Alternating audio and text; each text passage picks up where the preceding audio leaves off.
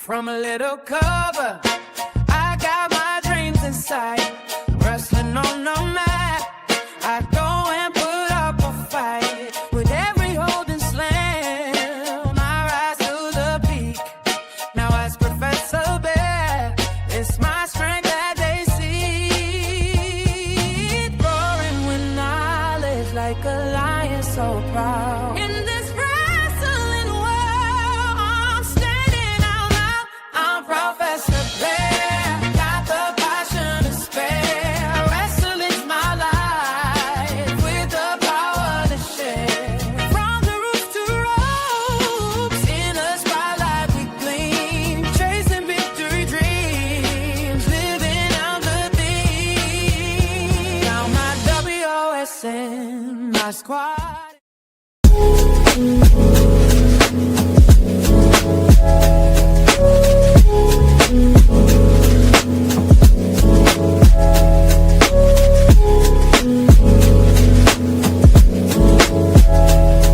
Yeah. Hey, new beginnings on the cusp. Not too old to adjust. Old dog, new tricks. Remember, I was just a pup. Something dirty in my cup. Clean soul.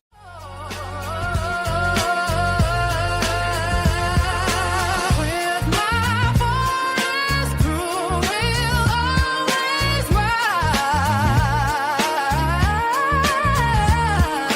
In the wrestling world, one just claim the prize.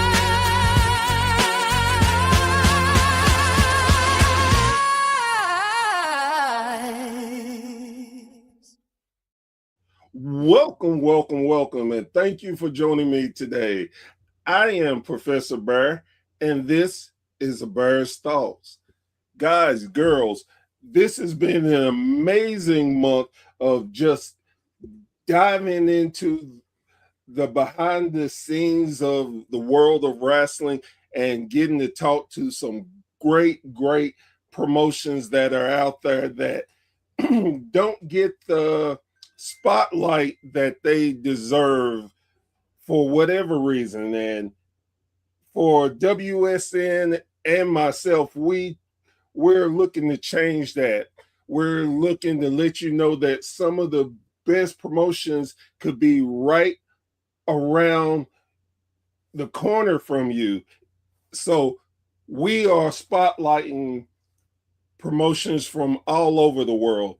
And this particular promotion is one that is a little bit close to my heart, because when I got into the podcast game and stuff, I found this promotion, and I've watched their growth, and very proud of everything they have done. And I'm so glad that they agreed to come on the show, because legitimately they're one of the best promotions in the US that needs more, what's the word I want to use?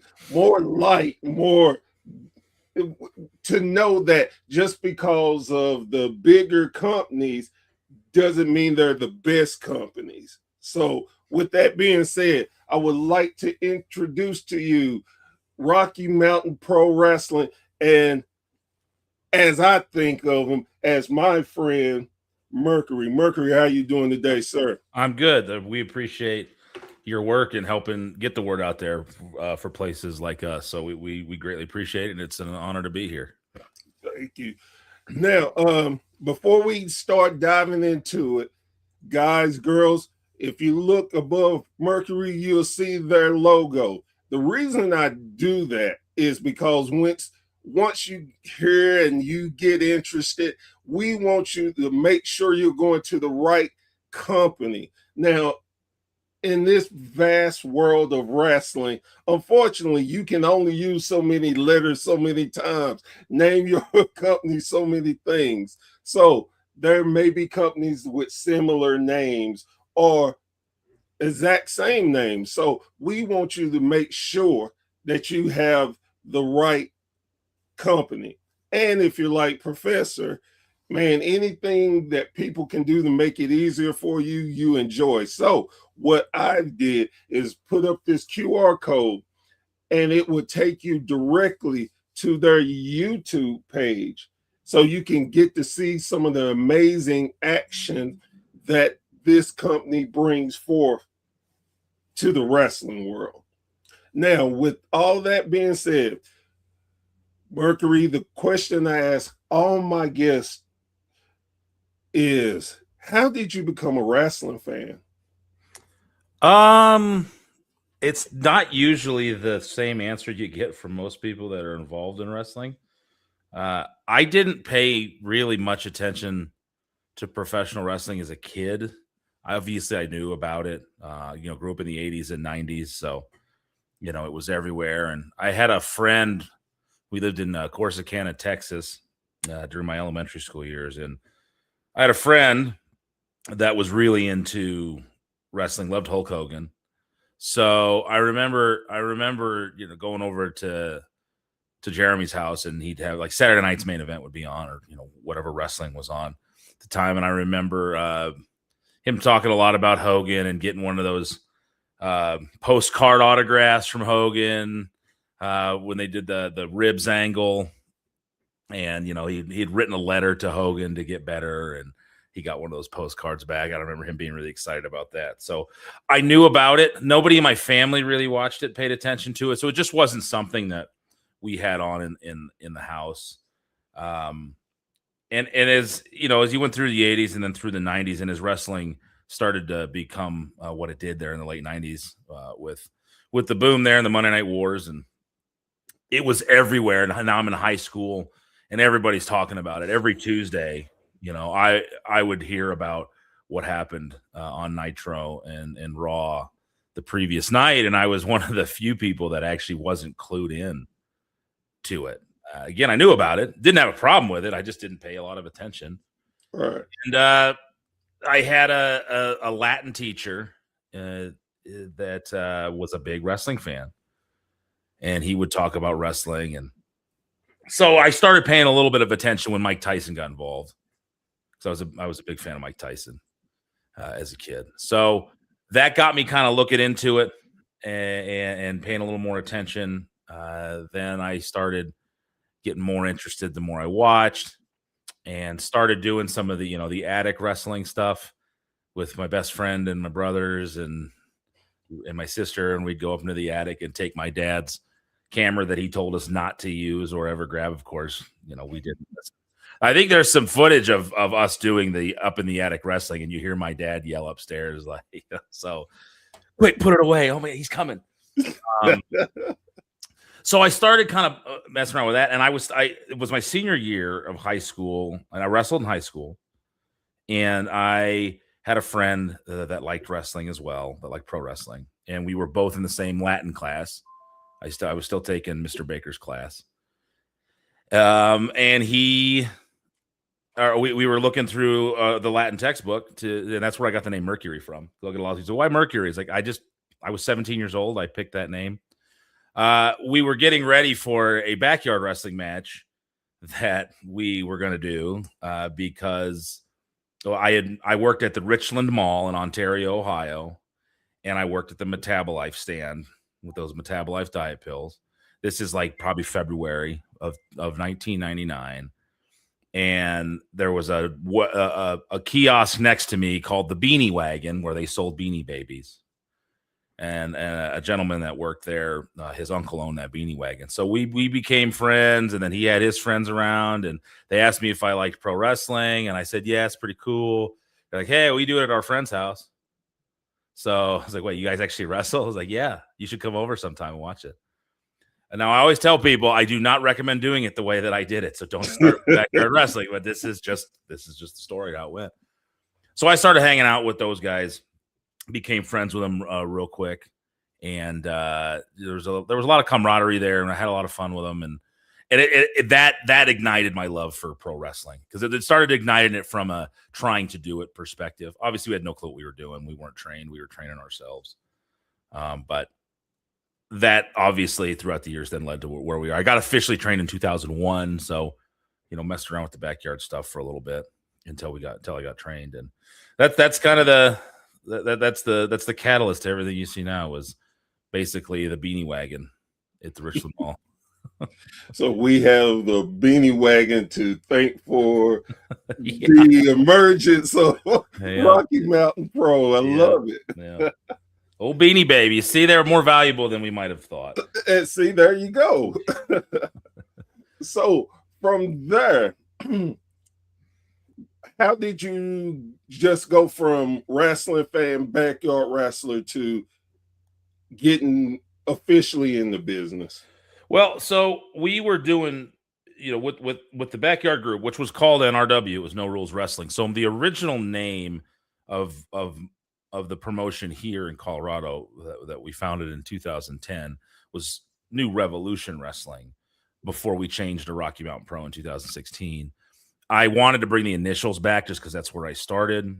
So New Revolution Wrestling allowed me to do that, so we could keep the NRW. We were running events, running shows, or with a few people that would come over. And then we ended up acquiring a ring there in Mansfield, Ohio, and started training ourselves in the ring. And we didn't have anybody with experience really working with us, but some of the guys from that NRW backyard group started getting booking opportunities on local shows. They'd sell a lot of tickets, and they were given an opportunity, which, looking back at it in hindsight, was not a good idea. It's not something I would do myself, but hey, they were selling a ton of tickets. I didn't know any better. The first indie show I ever went to was in 1999, and it's when three of the guys from NRW got an opportunity on this local show in Madison. And, there were, I think there were 1,500 people at that event.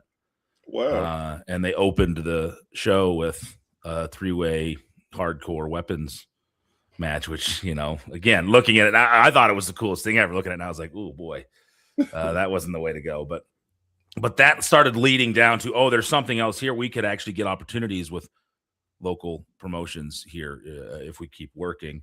So we continued doing our own shows. One of the guys, his father had an electrical business out in I believe it was in Ontario, kind of on the border of Ontario, Mansfield. We were able to set the ring up eventually out there, one of the bays, and we would do small events. A gentleman by the name of Jay Kilgore, who was a local independent wrestler, had been in wrestling for a long time. I believe he did a lot in Alabama, and then he was in Ohio. He actually saw one of our flyers in the Meyer parking lot. I remember him telling me, and he showed up to one of the shows we were doing at this electrical bay there. And he noticed there was some talent there. And I remember him pulling some of us aside and said, hey, there's some potential here. If you guys let me train you, I'll help you out, because I'd like to see you succeed. And great guy, a great guy. And really, if I look at that period, if he'd ever comes along, I don't know what happens. But then we got actual training from an actual professional. And I just kind of kept rolling with it. Moved out to Colorado in 2003 and had messed around on the indies here, trying to find my way. And that led us to 2010 when we founded NRW, which is now Rocky Mountain Pro. So I got trained, kept going, wasn't quite sure what I wanted to do, and I guess it just hung around long enough to where it naturally evolved to where you see now. So my question now is, what made you want to have your own? What made you feel like my vision is good enough to get out there and to make a dent in the wrestling scene? It wasn't a matter of wanting to run anything, because I never did. That was never the goal. I didn't have a desire to be a promoter. I do enjoy coaching. I do enjoy teaching the things that I've learned and finding out new ways to do it.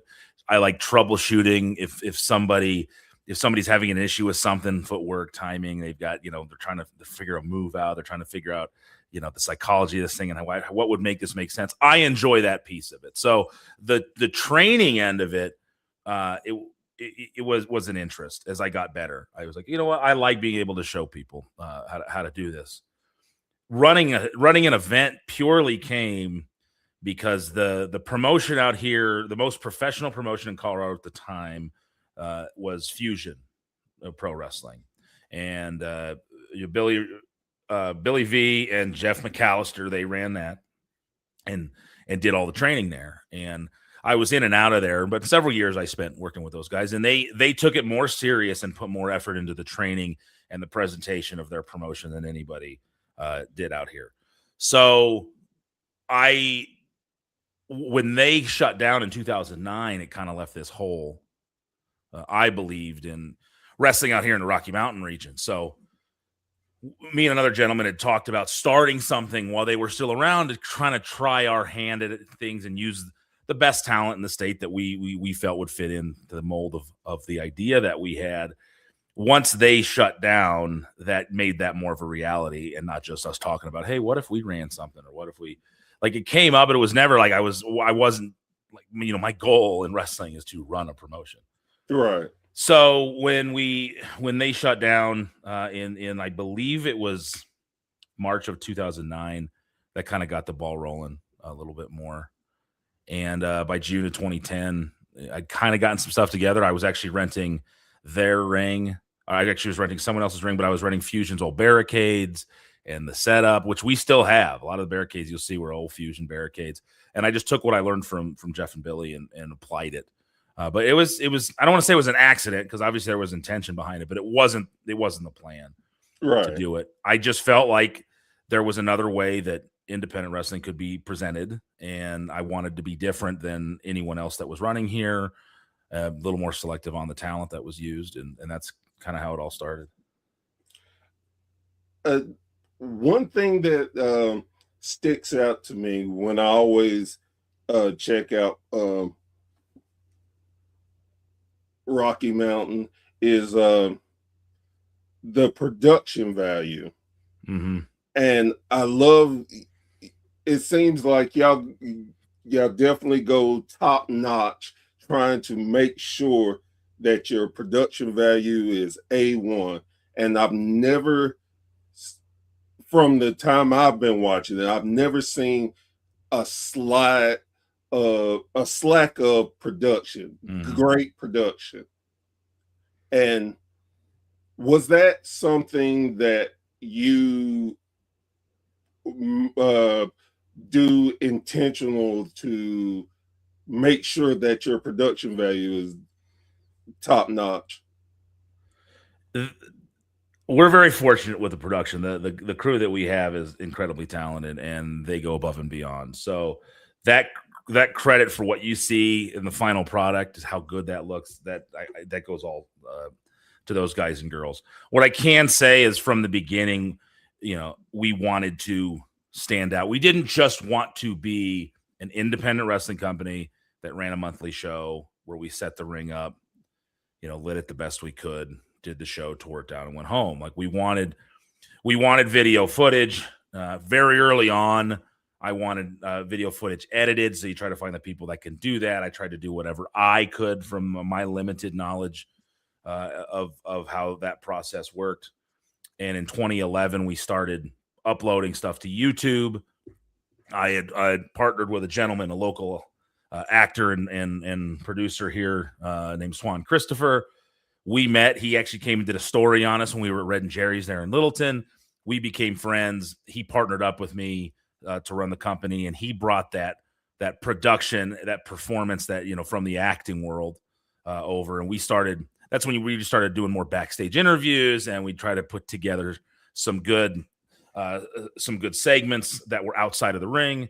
So Swan really got that ball rolling with me. I had the idea and what I wanted. He was able to bring some of the know-how to it, and he had great ideas as well. And in 2014 is when we started putting up Charged, which is the show we've got running now. We just aired episode 486 on Wednesday. So it was always something I wanted to do. I wanted there to be TV wrestling, as the internet, we're the internet age, and YouTube, and that was 2010 when I started.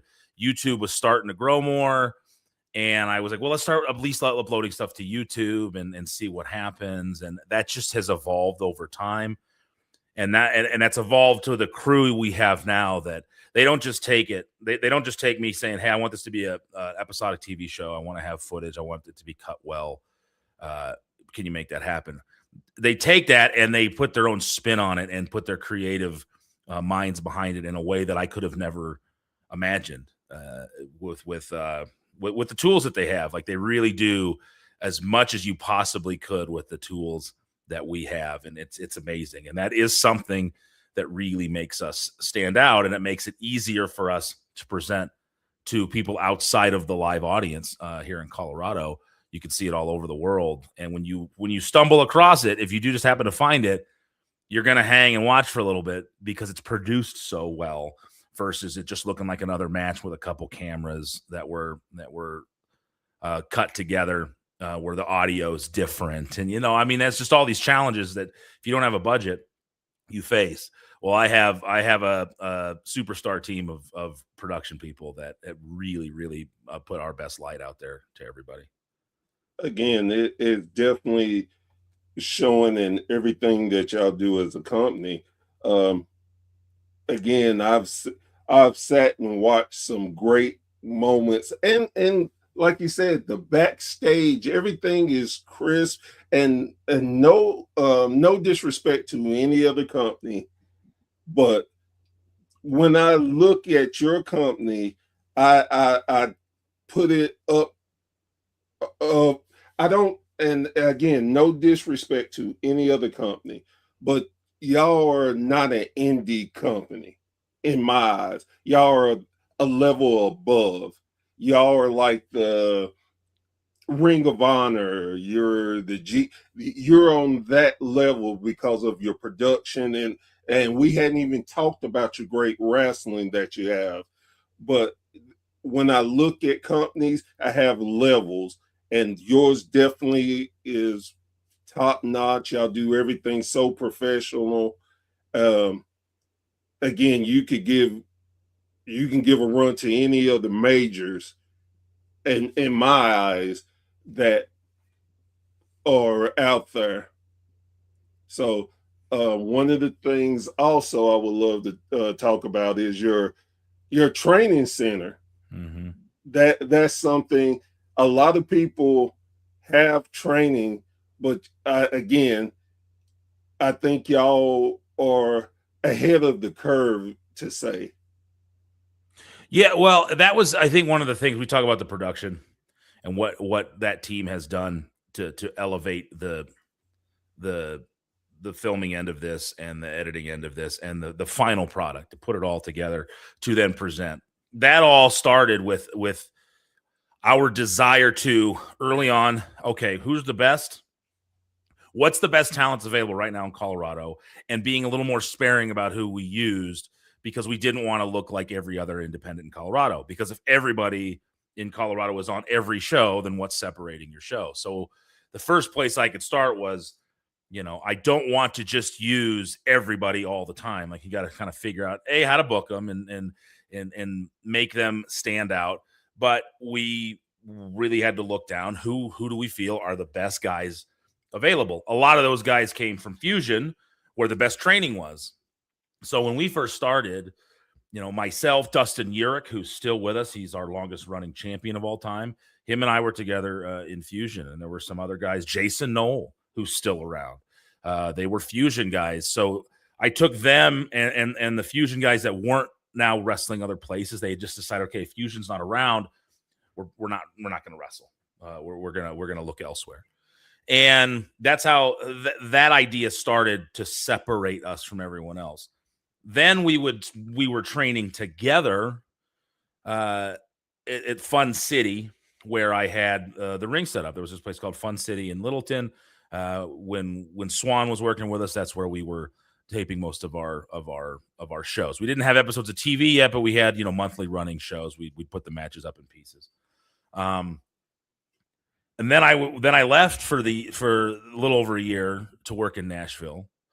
And what I learned in Nashville, working with everybody I was fortunate enough to work with, I did talent relations there at TNA, and I was able to learn more in that year from the Al Snows and the D'Lo Browns and people like that that were gracious enough to teach me anything that they could, and I was willing to listen, and they were willing to teach. So when I came back from that year, I felt like I learned more in a year than I did in the first 11 on the Indies.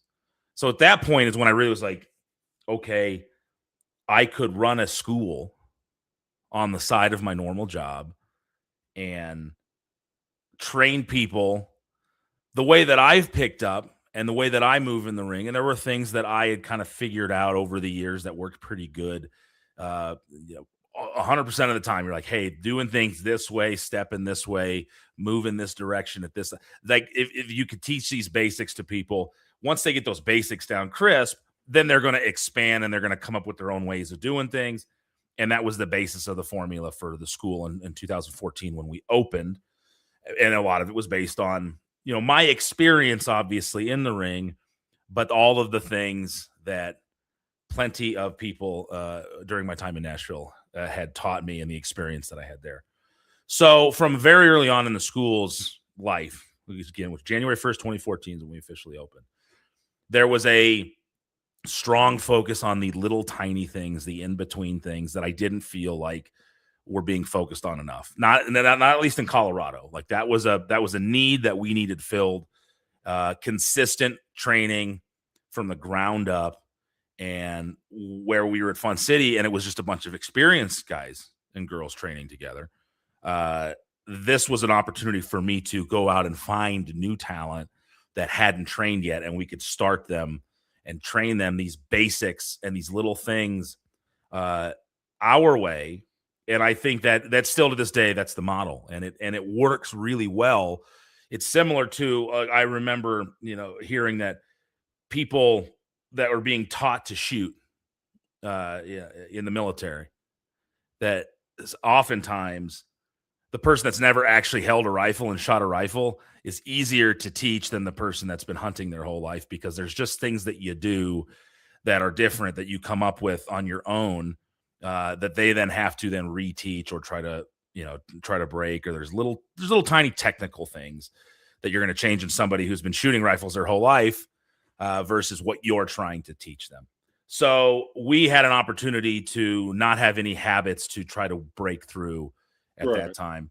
And that becomes that's the basis for what we do. So it makes a difference when you see the TV show. And now when we have guys that come in with experience and talent that has been out for a while, then there's some things that we might suggest they do a little bit different, or show them something that they haven't seen before that will make moving around in the ring and telling their stories a little bit more effective. And it's the little things, the little tiny things. If I were to say anything, that's the biggest focus here. And it's done everybody pretty well. And you see it every week on the shows.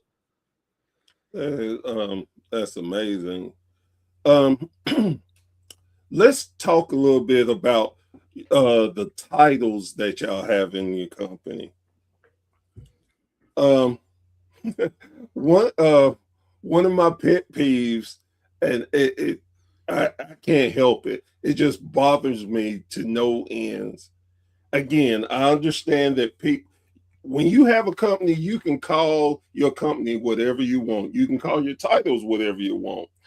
But for me, I'm that stickler that hates for a company to call their titles world titles when they don't go outside of their areas. That just I can't tell you how bad that irks the hell out of me.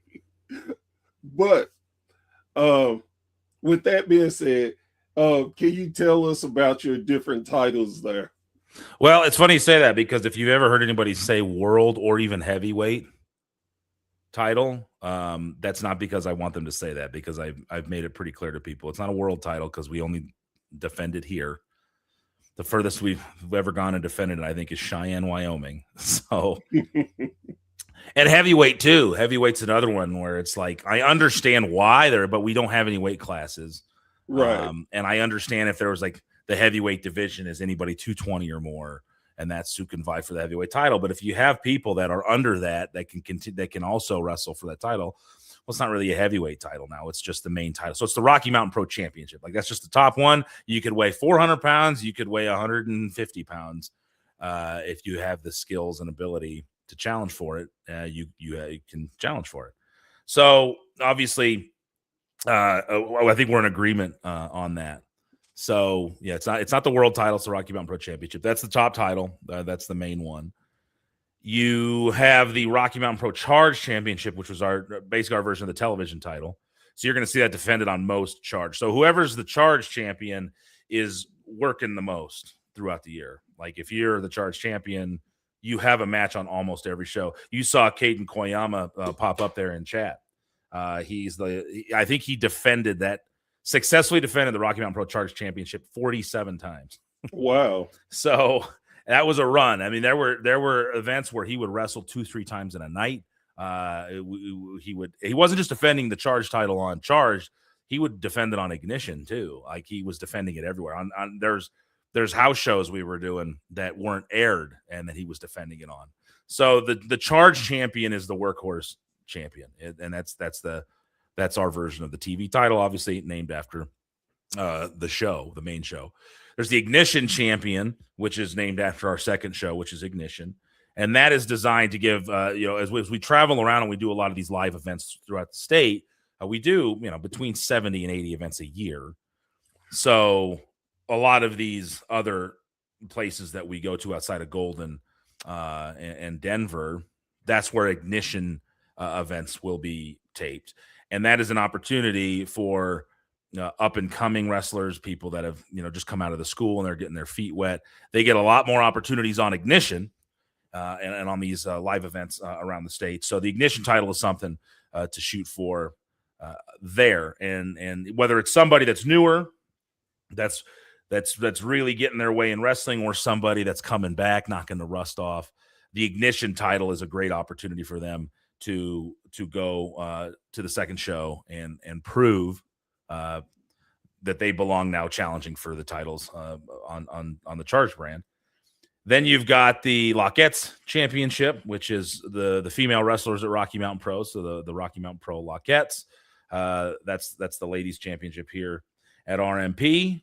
And the tag team championships, obviously, they speaks for themselves. The tag team champions right now at Choppa City, probably the most popular, most over, and asked for pair of wrestlers we've ever had, not just at a Rocky Mountain Pro, but in Colorado. Actually, you just saw them pop up on JCW over the last few weeks. So Choppa City's the tag team champions, and they're doing the tag titles proud. I don't think I'm missing anything. I think I got them all. So when you decided, okay, we're gonna have this title, was it purposely we're gonna have names that mean something to us and not just the generic television champion and things like that? Yeah, we wanted to have it stand out, be unique to us. So obviously, the top title, the Rocky Mountain Pro Championship, well, it's the RMP, so it already stands out based on what it is. Charge came about. Anaya was the first Charge champion. That came about in 2016, I believe. 2015? Might have been 2015 when we were at Grudge Training Center. That's where we were doing our training and most of our events. So yeah, instead of calling it the TV title, let's call it the Charge title. That's the TV show.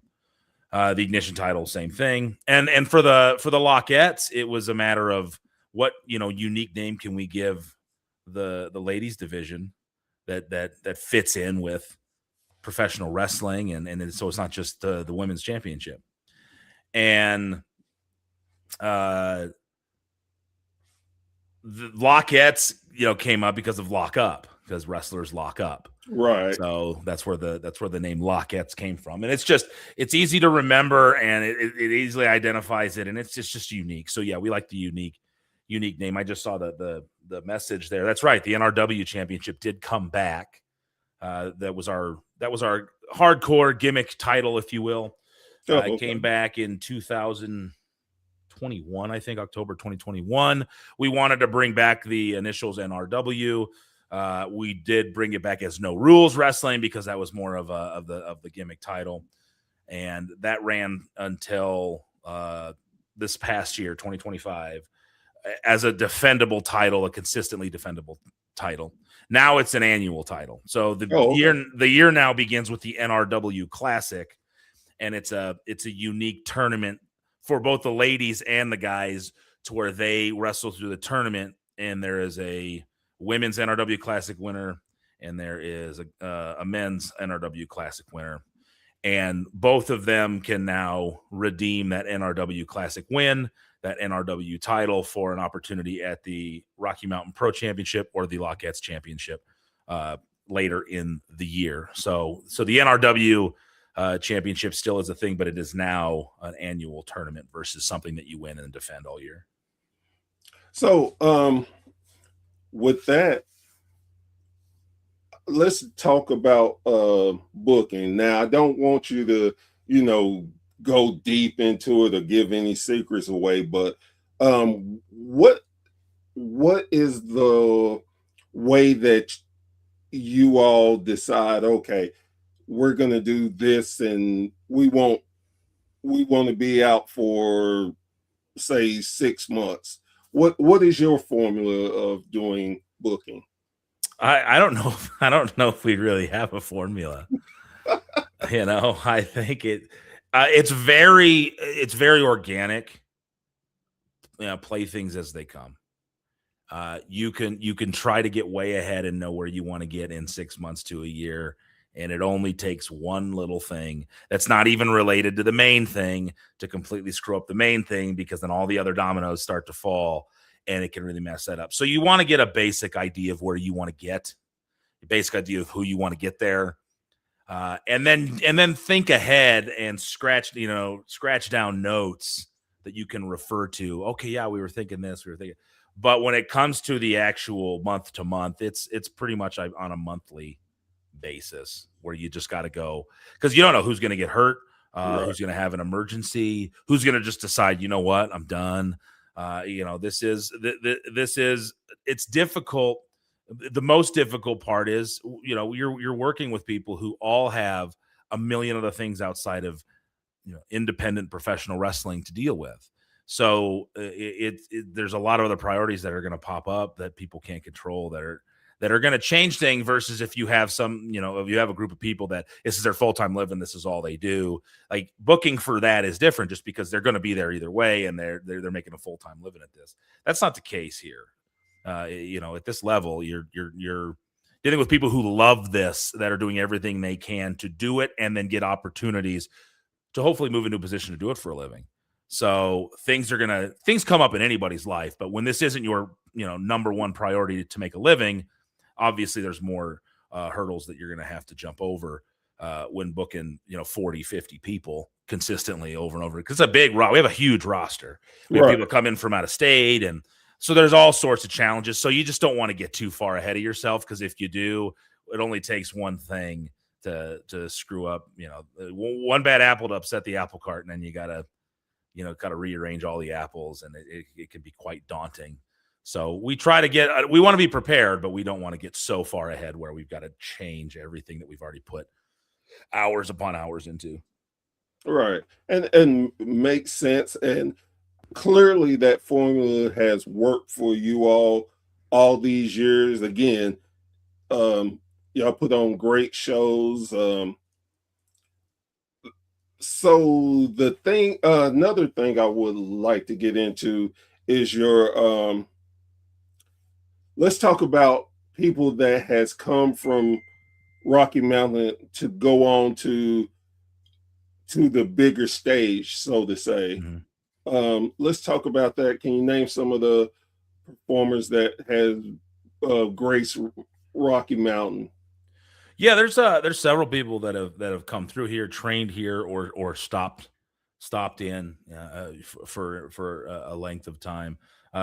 Otis is somebody that you all know. He was here in 2015 as Dozer. His final match with us, we actually just watched it. We do a rewind show, the Dudes and Belts, out of Massachusetts and Maine. They cover us on Sundays over on the RMP Twitch and the RMP YouTube. And after they cover the most recent episode of Charge, they'll watch past episodes, and they've been in order going through old episodes of Charge, and they're still in the NRW days. And they just watched a couple weeks ago Dozer's final match for the Charge championship. It was a 60-minute Ironman at the Alamo Draft House, a movie theater in Littleton.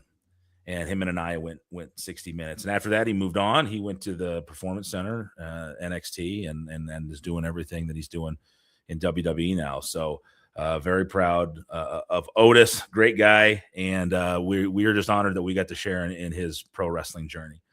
Abaddon was here, AEW Ring of Honor. She did very well. I believe she started in 2018 here. And very quickly was thrown into the fire. She came up with something very unique and a very, like, there's people that do that type of character, but she does it in a way that is uniquely hers, and it's phenomenal to watch. It was a lot of fun to produce and be a part of that on the TV side. So she was here for about a year, and then she got an opportunity at AEW and just kicked those doors down. And everybody here is real proud of her for that. She continues on. She's out there doing good things and continuing to grow her name that she's made for herself. So, you had Abaddon Draper, who's back here now coaching at the Rocky Mountain Pro Wrestling Academy. He's been a champion here. He was Sammy Six Guns Jr. at one point here. He was an NXT guy back in the day, Travis Tyler. He came here and helped us out. Then he went on, did some Ring of Honor as Dak Draper, and now he just goes by Draper. He's done some NWA, so he's been out there making everybody proud. He's a great asset to have here at Rocky Mountain Pro, training people. Royce Isaacs came through here for a little bit, trained elsewhere, and then Royce came through, trained with us for a little bit, was part of Charged, did some great stuff with Mario Vanger. If you ever get a chance to go back on the Rewind show, they should be getting to that point where you see Royce Isaacs and Mario doing some great stuff. But Royce has been all over the world now, and he looks phenomenal, and he's doing great. So those are just a few of the names that people have come through. Heather Reckless, out there in TNA.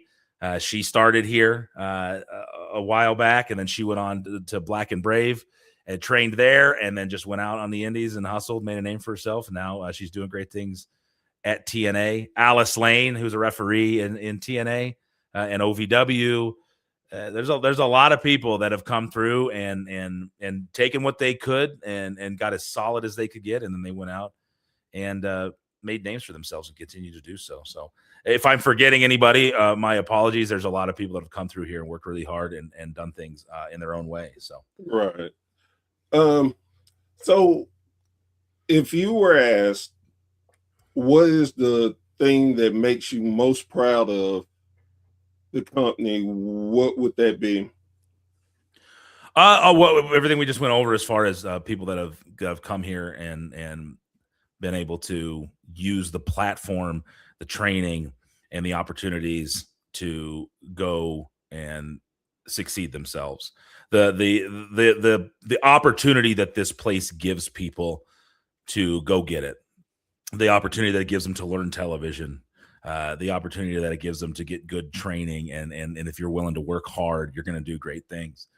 And that's what I'm most proud of. It's just the opportunities that this type of platform provides people that really want to be in the professional wrestling game. So I'm thinking about starting a promotion. Mm-hmm. What would be the advice you would give me to help me along in my journey? If you can, and obviously physically dependent, I do think it's some minimal training, at least to understand what the talent is going through, is beneficial. So finding a training school, a good reputable training school, and getting at least your basic initial training in, so you can really understand what people that you're going to have working under your promotion's banner are going to be going through to provide that for the promotion. So I think that's a good starting point. And through that, you'll meet people.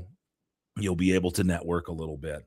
As far as the business end of it, I mean, I just did it. Like, there was I took what I learned from the guys that I was wrestling for, and kind of listening to them and how they booked things and how they looked at things, the psychology of it, and tried to apply that the best I could at the time that I started, with no promotional experience. It was just the experience of wrestling and learning. So I rented a ring, I rented the barricades, I rented everything that I had. I had no equipment.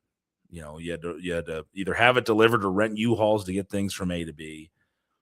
That is a possible way of doing it. I do recommend, if somebody wants to really do this, save some money, make a business plan, actually look at your market and what the potential is for making any revenue, because you're going to need revenue, because there's a lot of cost to doing this, and if you try to do it correctly, it's a very expensive thing to do. Even if you're just putting the ring up to just do one show, you know, I've heard my good friend Bob Evans has said, he's just like, you know, just run one show, and then let's talk about budgets and all of that, and we'll see what you think about it now, because you can really see what behind the scenes entails. So that would be my biggest piece of advice on the promotional end of it. Make sure you look at every single expense you're going to have. Advertising, rental of the ring or buying of the ring, you know, paying out of all of the talent, rentings of the venue, things like that, before you just kind of dive into it. Because the worst thing you want to do is, you know, here comes show day and you have no money to take care of anything, or the venue throws you a curveball or whatever. But preparation and do some market research. I think that's something that not a lot of people do. It's not something I did. I didn't really know what the viable wrestling market was, other than I'd done some shows, and there were some shows where a lot of people were on in the audience, and there were some shows that there was barely anybody. But I didn't really do a marketing deep dive and looking at all of the different factors that would lead you to be able to make money. So be prepared, do your research, save some money, and get your own equipment. I think it's better to have your own equipment, at least from the ring and set up, you know, barricades, entryway, than it is trying to rent all that stuff. So so be prepared. Basically, just make sure you get yourself prepared. I had Bull Buchanan on my show about a week or two. Time is just blurs in for me, but I asked him the same question, and he gave me the answer: don't. He don't do that. It's probably much wiser than the answer I gave you. but I understood where he was going. He said, "Don't do it, and you must have money to throw away." Well, it's that joke. It's like, you know, you want to know how to make $1 million? And Bruce says, what? Start a wrestling promotion with $2 million. You know, and it is, dude. It look, here's the thing. On top of all of that, if you were to do it, you have to have the temperament, and you have to have the stick-to-itiveness. You have to have the pain tolerance to just suffer for a while. And by suffer, I just mean you're gonna lose money, most likely, for, you know, what's the average couple years for a new business. But it could be a decade. It could be 15 years. Like, we've been running for 16 years. And there have been some, you know, there's been obviously better years, and there's been worse years.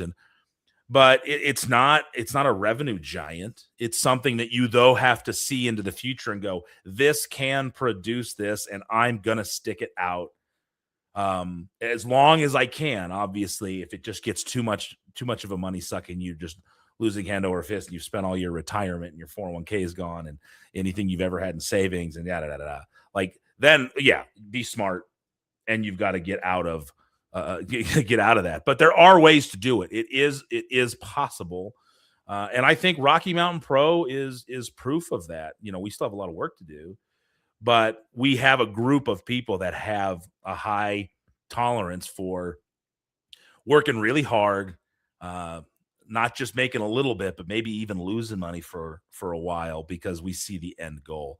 You have to have that type of mindset and willingness to do it. Otherwise, it's just going to chew you up, and it's going to spit you out. And and that's miserable. So just if you're willing to spend years and years and years building it, and you have the money to sustain yourself in another avenue, don't throw all into the wrestling promotion. Be like, all right, that's going to be my job now. Like it's just not going to work that way. This particular question here, I saw it and I just started laughing to myself because it's one of those. It's funny, but it has some serious meaning to it. Is there a training school to learn how to talk really quietly so everyone leans in to hear it, and then suddenly you start your next sentence really loudly? Probably. I don't know. I don't know how to answer that. I will answer that for saying that's just a personality. You have to have a personality that can do that, because not everybody can just talk softly. And no.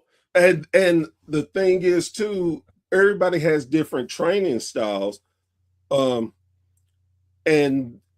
you have to be flexible, I believe, when you're training in anything.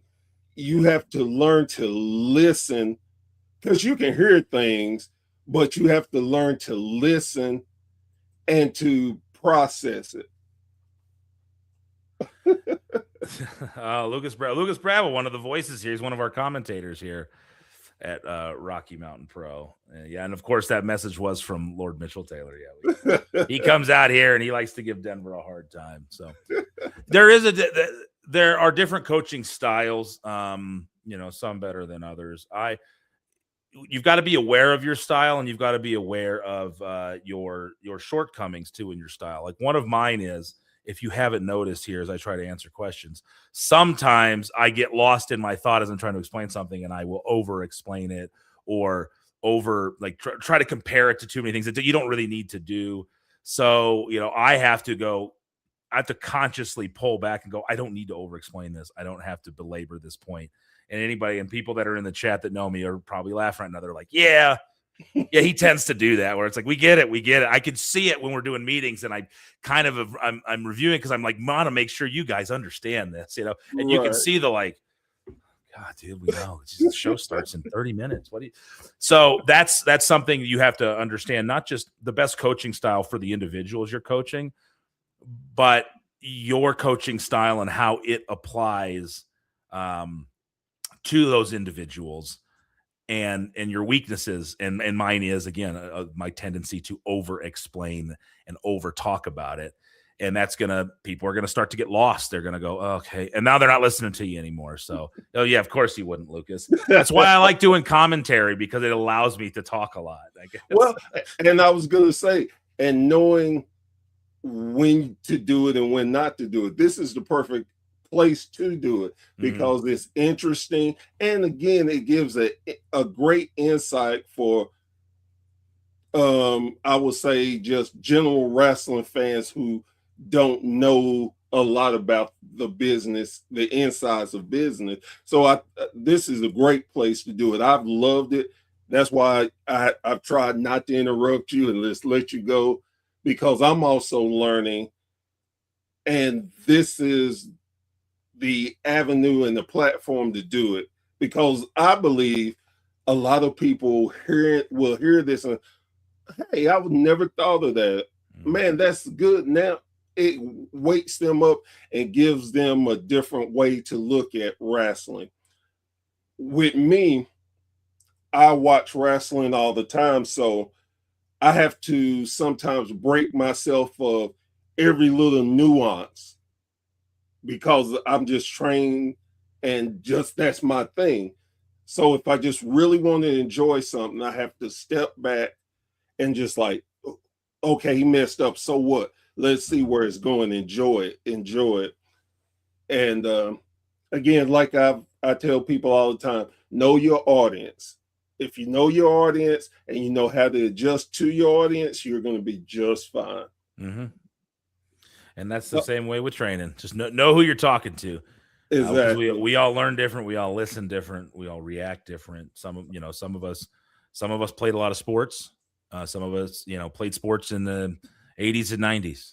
Oh, And when a lot of things were allowed to be said to you, and there was a lot of behavior that was different then than it is yeah, now, as far as how you tried to motivate your athletes. So if you grew up in that environment, then do. you can react to that more positively, because you're like, yeah, I had a wrestling coach who was a real hard ass, man, and he at the end of every training, they'd hold us down and they'd red belly us, blah blah blah, and they'd beat us up, and you just kind of got used to it, to the point where you preferred it, because you're like, yeah, you felt tough, you felt like you were really accomplishing something. Exactly. But you got to understand, if you're dealing with somebody who's 20 years younger than you, that didn't grow up in that era, it doesn't mean they're not willing to work hard. You just got to find the other avenues that motivate them, because they didn't grow up in the same environment you did. And that's the biggest challenge, but it's also fun. It's fun to watch somebody click, because what you're doing with one student is working real well and they're just getting it. But then they got another student that's not getting it. And sometimes you're like, man, I don't know if they're ever going to get this. But when you together as student and coach figure out how to connect that, and it clicks, and you go, okay, I just got to explain it this way. And they're like, oh, I wasn't getting that. Because when you see somebody get it and start to succeed once they get it, it's the most rewarding thing in wrestling. I've told people this often. It's like the coolest thing I've been able to do is coach and watch people succeed. And anytime you show something and you see that happiness when it clicks, they go, oh yeah, wow. And then they apply it. You see the happiness it brings them. Yes. And that's a pretty cool feeling that I wouldn't trade for anything. I want to thank you for not just coming on my show. I thank you for the relationship me and you have over the last few years. Mm-hmm. I never, no matter what, you've been just so professional, so nice and kind to any request or thing that I've sent your way to talk about. I honestly enjoy talking with you. I'm glad we get to see each other somewhat face to face. Yeah. Man, I'm a big firm believer in giving people flowers, because I think a lot of times people really don't know what they mean to other people unless you say it, and not say it after the fact when they're gone. Mm-hmm. So I really appreciate everything you're doing for the business, what you've done for me personally, and for everything you did, you're doing, and what you're going to continue to do. It's such an amazing feeling, and I'm very thankful and blessed for everything that you do for the business that we both love. So thank you so very much for everything. Well, I appreciate that. It is nice to hear it. It's a tough world to navigate sometimes, and you question what you're doing, and and sometimes if anybody even really cares. So when you hear that, I enjoy doing this stuff, and I'm appreciative of the fact that you want to talk to us, that you want to help us, that you feel we're worth taking your time to interview and talk with, and trying to get out there so people can learn more about professional wrestling. They can learn more about everybody's individual, promotions and themselves. And, you provide a platform for people to do that. And that's something that we should all appreciate every bit as much as you say you appreciate talking to me or any other wrestlers, promoters. Like, we should have the same amount of appreciation for the fact you want to talk to us and you give us an opportunity to put this out there. And spread the word that we've got, because it's a cool business. It's a cool world we get to inhabit, regardless of if you're wrestling in it, if you're interviewing people, if you're doing commentary, if you're getting to referee, if you're producing. It is a really, really cool business. And I've said this recently to several people that are closer to me. And you talk about the things that people argue about and fight about and get mad at each other about, and then friendships over, and family members don't talk over, and all the things that are going on. And I look at the fact that at almost 45 years old, I still get to do something like this. I get to wake up every day, and my main focus is keeping this place running and getting to work in the professional wrestling industry and entertain the masses and get to come up with things that distract people from the reality of life so that they can go be happy for a few hours. Like that is a very, very, very unique privilege that not very many people get to do. And you allow us to reach more people. So we very much appreciate it and very grateful for it. Everybody just needs a little more gratitude in what they've got. And I feel very grateful for this. Exactly. And I think you know this, but I'm gonna say it anyway. Man, anytime you need anything from me or WSN, we'll be glad to do what we can. You have an open invitation anytime you want to come on. And if if you just want to just talk wrestling, Mhm. old school, new school, whatever, you're more than welcome. Again, the door is always open for you and your company. I appreciate that. And, there's plenty of other people here that I think are worth a conversation too that you could chat with. So if you want me to try to make some connections with them and they can talk about what's going on in the world of wrestling and at RMP. If you ever want to come on and come hang out during the premieres or on the Dudes and Belts when they're watching stuff. Lucas is in here right now. He does the Dudes and Belts podcast with him every Sunday night. So if you're ever like, you know what, I'm going to pop in on a Sunday night, watch some Charged and review it and talk about it. You have an open invitation there too. You're always welcome to come in. And if you're watching it and you're already enjoying it and everything, you want to come talk about it and kind of let us know what you saw. Lucas, I'll get you in touch with Lucas, who'd be another one that'd be good to have on here. Lucas has been with me for a long time, almost since the beginning. Like he goes back a long way and he's a very loyal guy and he's been helping us out a lot. And he knows more about RMP than pretty much anybody, including probably myself. That's why, I think his handle is the RMP Encyclopedia. So, the invitation's open to you as well on our end if you ever want to come in and talk some wrestling and RMP with us. I definitely appreciate that, and I will take you up on that offer. I definitely will. Guys, girls, thank you so much for joining me around the campfire one more time with another amazing interview. Again, I'm a very firm believer in go and support your local promotion. You never know what they have going on, and their shows can be such an amazing atmosphere. It's definitely different than the big shows. I will tell you that. I'm not saying it's better. I'm not saying it's worse. What I'm telling you is definitely different, and it may be right for you and your family. And probably the best thing about indie wrestling is you could go in with money and you can actually leave with money, and you can have a great time. You get to have a conversation with wrestlers. You get their merchandise that a lot of them do themselves. So take that opportunity to go and give support to your local promotions. They would be very appreciative and glad you did. So with that being said, I am Professor Bear. This has been a Bear's Thought, and we will catch you once again around the campfire very, very soon. Y'all take care.